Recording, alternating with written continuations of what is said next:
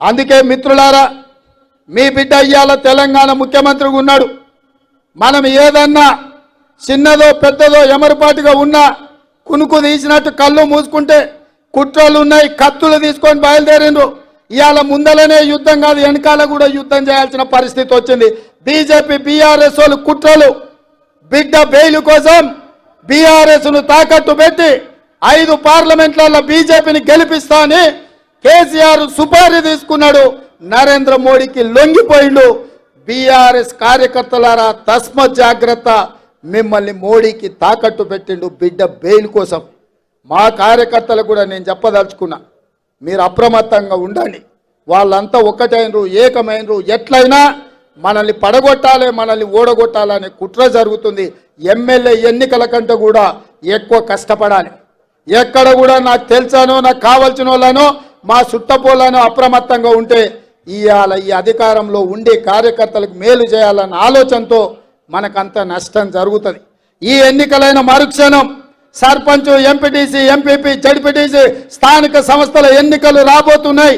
ఇవాళ మీరు ఊర్లలో పట్టు వదిలిందంటే రేపు ఎవడో ఒకడు మోపవుతాడు. వాడు సర్పంచ్కి వస్తాడు, వాడు వార్డు మెంబర్కి వస్తాడు, వాడు ఎంపీటీసీకి వస్తాడు, వాడు ఎంపీపీకి వస్తాడు, వాడు జడ్పీటీసీకి వస్తాడు. రేపు మీ ఎన్నికలలో కూడా మీకు తలకాయ నొప్పి అవుతుంది. ఎన్నికల ఖర్చు తడిసి మోపెడవుతుంది. ఎంపీ ఎన్నికలైన ఎంబడే 2 నెలలు తిరగకముందే మీ స్థానిక సంస్థల ఎన్నికలు పెట్టే బాధ్యత నాది, మిమ్మల్ని గెలిపించే బాధ్యత నాది.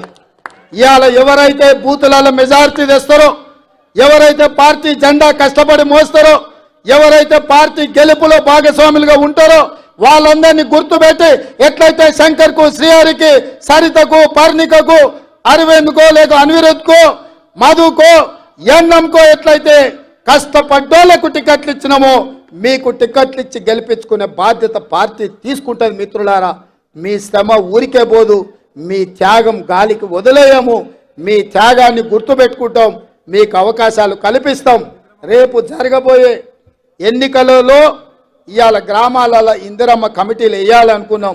ఇల్లు ఇచ్చినా, పెన్షన్ ఇచ్చినా, గ్యాస్ సిలిండర్ ఇచ్చినా, రాజీవ్ ఆరోగ్యశ్రీ కార్డు ఇచ్చినా, రేషన్ కార్డు ఇచ్చినా, ఏది ఇచ్చినా ఇందిరమ్మ కమిటీలను నియమించి ఆ కమిటీల ద్వారా గ్రామాలలో మీ చేతనే పేదవాళ్లకు పంచిపించి పేదల్ని ఆదుకునే బాధ్యత మీ చేతిలో పెడతాం.